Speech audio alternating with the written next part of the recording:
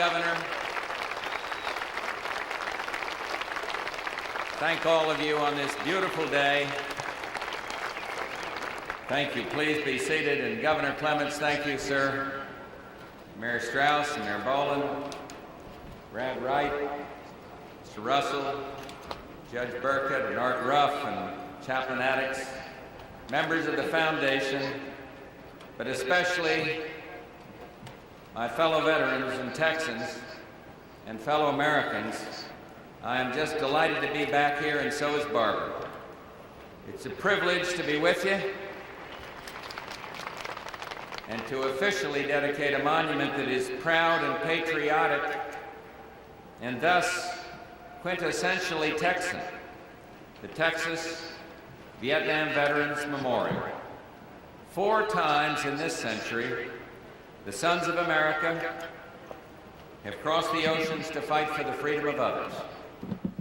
Their blood has consecrated ground in places well known and obscure, from Argonne to Bougainville, from Omaha Beach to Incheon, from Tonkin to the Mekong Delta.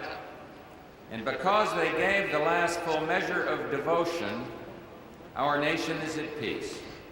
And because of them, the peaceful ideals of America are now the ideals of the world. Look to the very heart of Europe, to Berlin, and you will see a great truth shining brighter with each passing day. The quest for freedom is stronger than steel, more permanent than concrete. Victor Hugo said, "Nothing can stop an idea whose time has come." Well, my fellow veterans, the idea is democracy. And around the world, the 1990s will be the decade of democracy.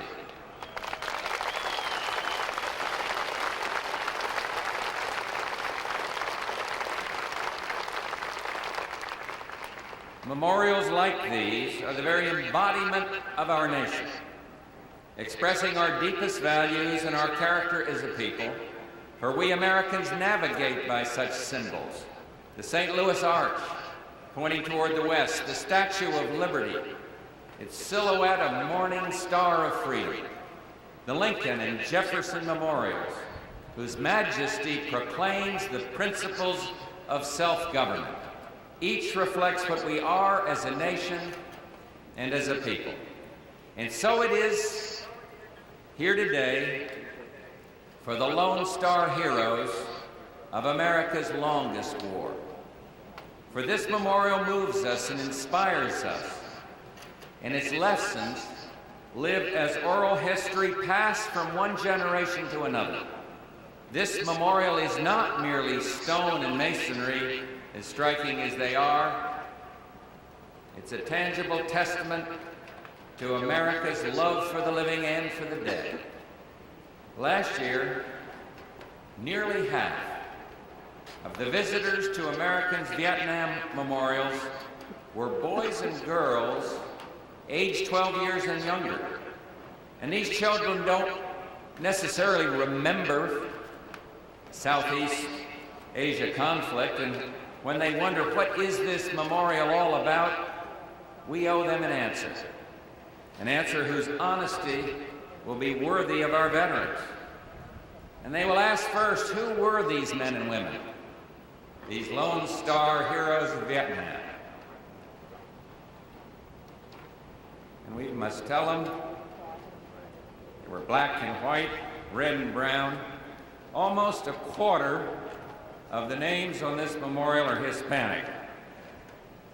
Native-born, foreign-born, the privileged and the poor.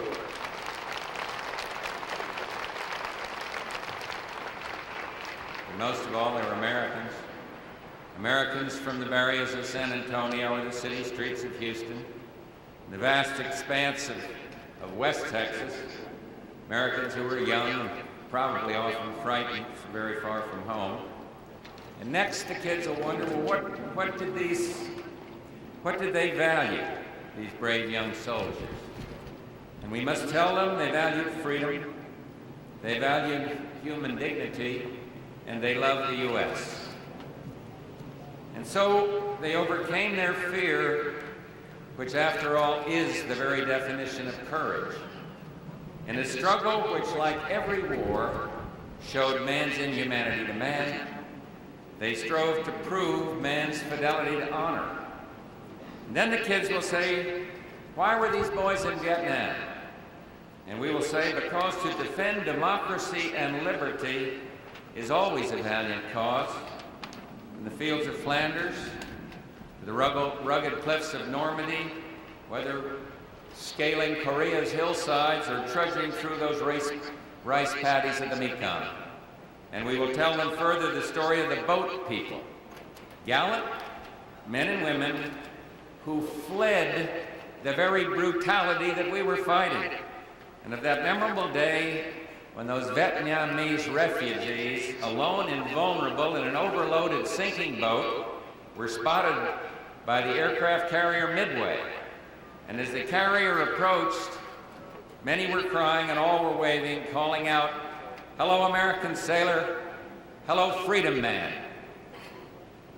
So, when our children ask, why were we in Vietnam, we must point to those boat people, regrettably some of them still fleeing, and say, for them, for the liberty that can ensure for individuals choice, for society pluralism, and for nations self-determination.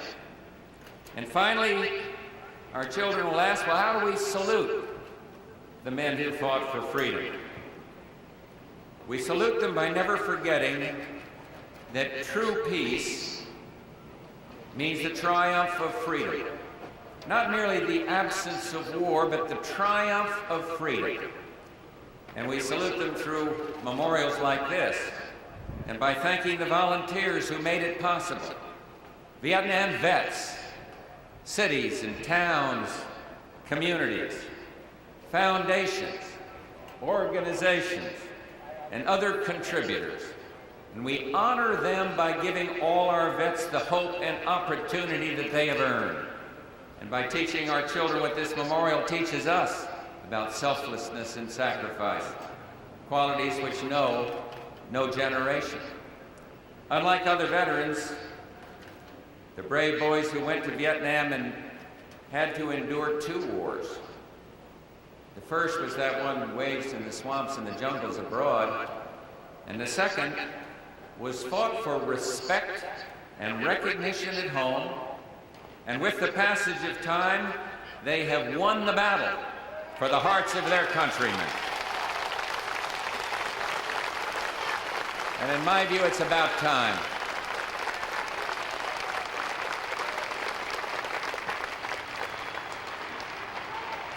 The children who come here today and will come tomorrow evidence that victory, and they must know about the courageous people whose names illuminate these tablets. The men who died would want our kids to have a future they never knew, a future without war, without fear.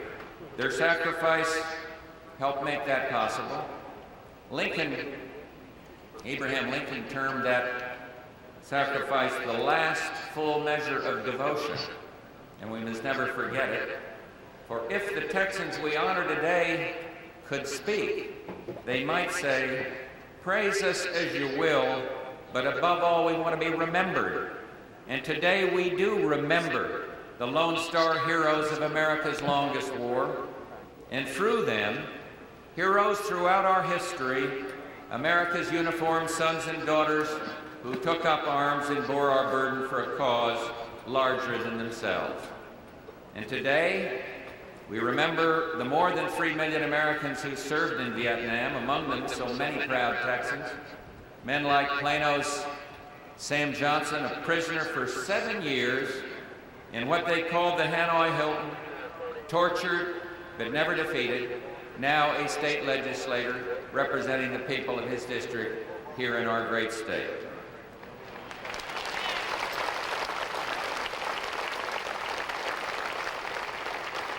And also this morning we remember America's wounded from the Vietnam conflict and the many brave Texans who paid a heavy price. They were proud of the United States, and they make us proud today.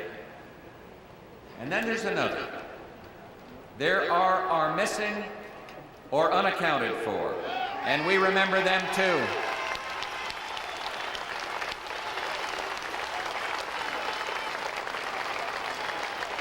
For while they may be missing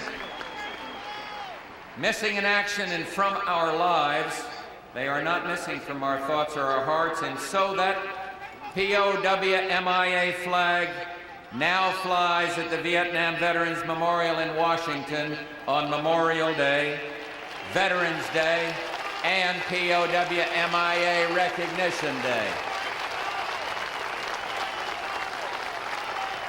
And we will continue to see that every one of them is accounted for.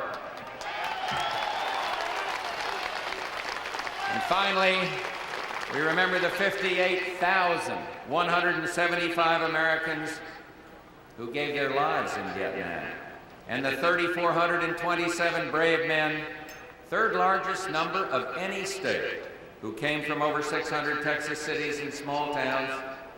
Men like Ruben Jose Carbajal, El Paso, 21, when he was killed by a fragmentation device. Robert Larry Oakes from La Mesa, 20, killed by rifle fire. Both died exactly 20 years ago today. And yes, think of these men and honor them. Recall how they served in Dak To and Khe Sanh. Last month, I got a letter that I'd like to share with you. It was from Connie McWright of Dallas. And in it, she talked of her family. 4 sons, a daughter, and how she lost 2 of those boys in the battlefields of Vietnam. Ed and Dale, she wrote, died with the Marines. They were both extremely proud to represent Texas. Ed asked that I send him a Texas flag. She said his buddies called him Big Tex. And several moments ago, I met with her, Mrs. McWright, her daughter Connie, son Wayne. And in her letter, she told me that each of her children had a dream. Wayne to have an antique car, Ed to be a ball player, Dale to own a stable. Connie's dream, her mother said, had been to one day shake hands with the President of the United States. Ms. McWright and Connie, it is I who am honored to shake your hands, for it is you and millions of other mothers, fathers, daughters, and sons who embody the decency, service, and courage that makes this memorial a monument to everything that America is and can become. And so this is your memorial, Ed and Dale's memorial, the memorial which honors the spirit of the Alamo and San Jacinto, and earlier heroes named Travis and Houston and Bowie. And now it is my great privilege to officially open this tribute to the greatest sons and daughters any nation could ever have, the Texas Vietnam Veterans Memorial. Fellow vets, I salute you, God bless you, and God bless the United States of America. Thank you all very much.